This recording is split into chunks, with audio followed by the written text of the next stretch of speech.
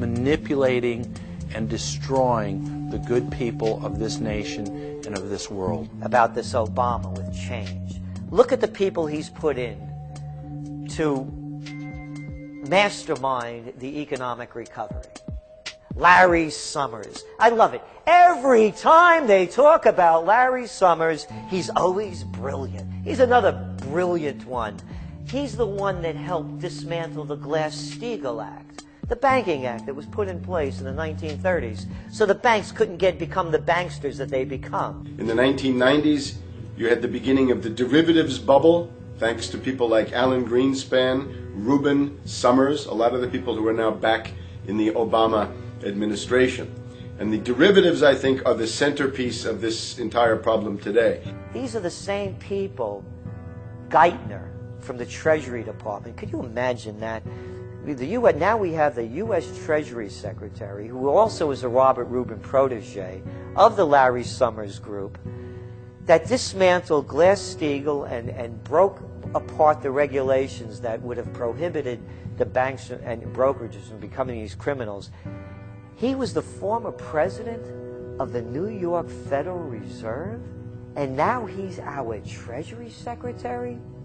And as we all know, the Federal Reserve is as federal as Federal Express. It's a private bank. And now we've put this guy in charge of it? I mean, Wall Street has hijacked Washington in broad daylight. Every single one of his appointments support the status quo. Every one of his appointments are there to screw the American people.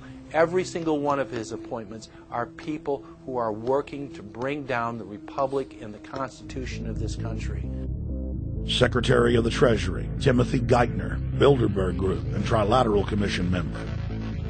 Secretary of State Hillary Clinton is a Bilderberg and CFR member. She is also married to Trilateral Commission member William Jefferson Clinton. Ambassador to the United Nations Susan Rice, Trilateral Commission. National Security Advisor General James L. Jones, Bilderberg, Trilateral Commission, and CFR.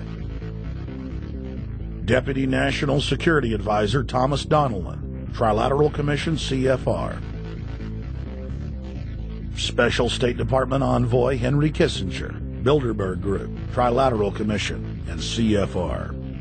Chairman, Economic Recovery Committee, Paul Volcker, Bilderberg Group, Trilateral Commission, Council on Foreign Relations. The Director of National Intelligence, Admiral Dennis C. Blair, Bilderberg Group, Trilateral Commission, CFR.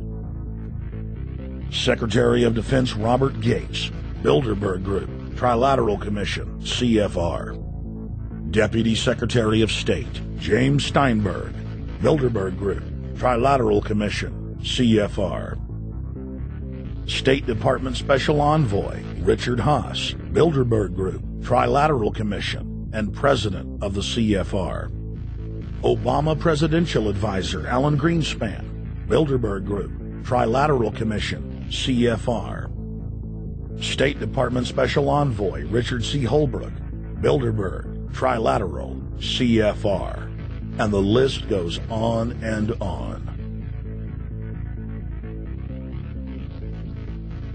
Even if Barack Obama were the most wonderful person in the world, he was groomed and brought to power by the global elite to carry out their agenda. Humanity must look past Obama and realize that presidents come and go, but the shadow government and their program of global enslavement continues. How could people be so stupid and gullible to believe a bunch of political people?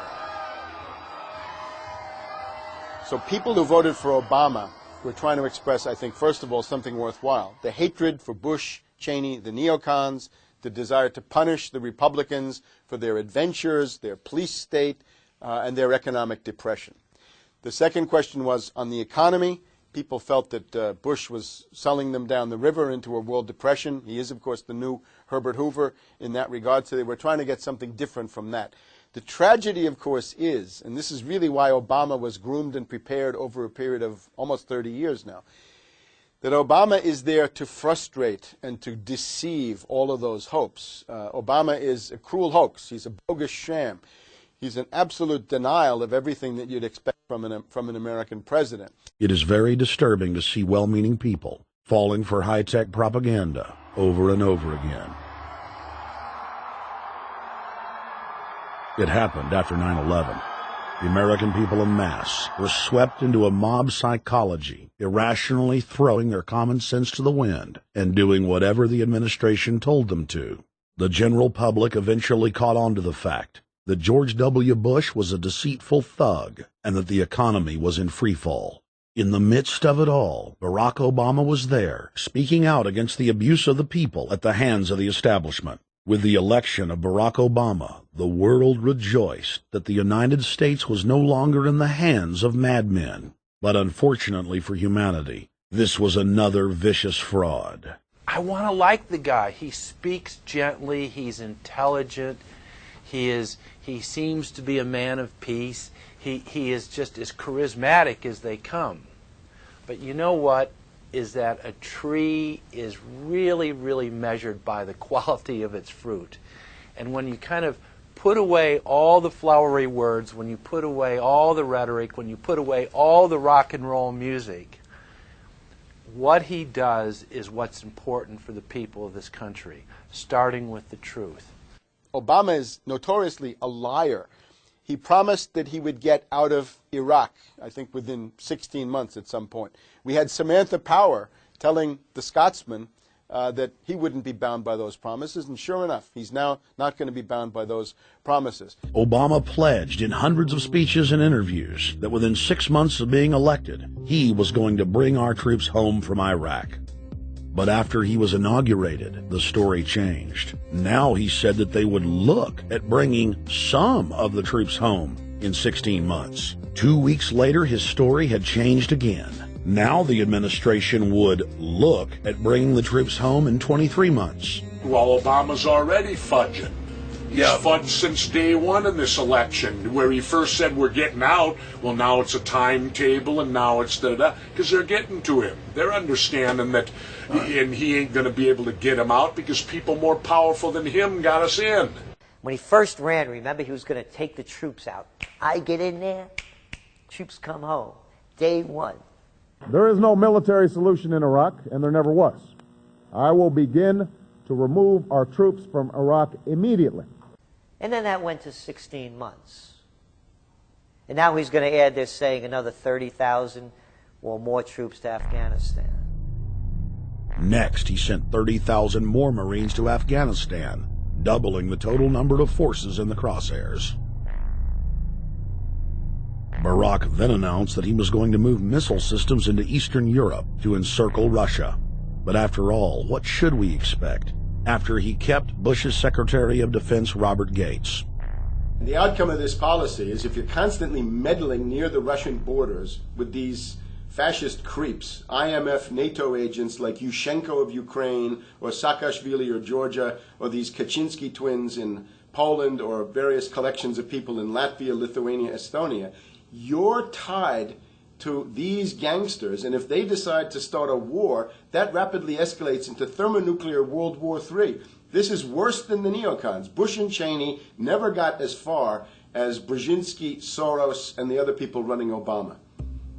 Barack Obama swore that he would vote to repeal the Patriot Act, but then he voted for its reauthorization. Obama decried the Bush administration's illegal warrantless wiretapping of the American people. Then he voted to legalize it.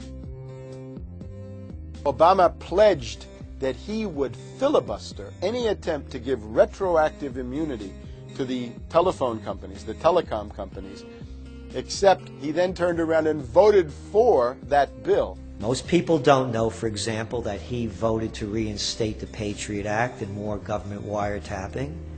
Candidate Obama told desperate factory workers in speech after speech that he was going to renegotiate NAFTA and GATT to make it more fair for American workers. It is absolutely true that NAFTA was a mistake. But then his campaign was caught sending out memos to top corporate leaders telling them not to worry and that it was just campaign rhetoric.